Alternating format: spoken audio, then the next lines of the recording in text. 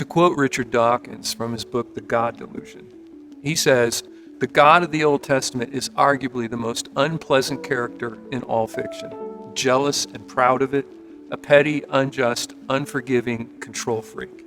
To quote Oprah Winfrey, she said, "God is omniscient, omnipresent, and God is jealous? Jealous of me? Something in that didn't feel right in my spirit." We've been talking about the descriptive names of God and how they tell us about his character and greatness.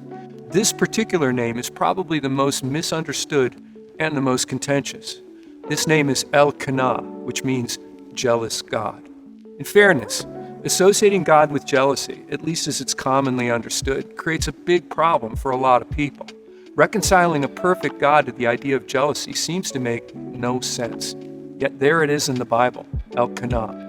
So how do we make sense of Qanna, jealous God?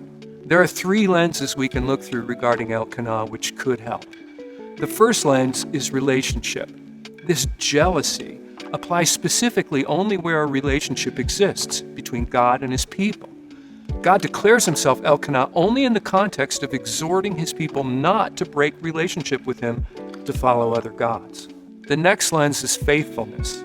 God declares himself Qanna in the context of faithfulness, similar to how we would desire faithfulness with our spouses, family, and friends.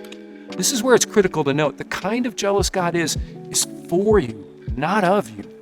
The final lens is anthropomorphic, which is a big word which means referring to something with human characteristics. Like when we find references to God in the Bible saying things like, God is reaching out his hands.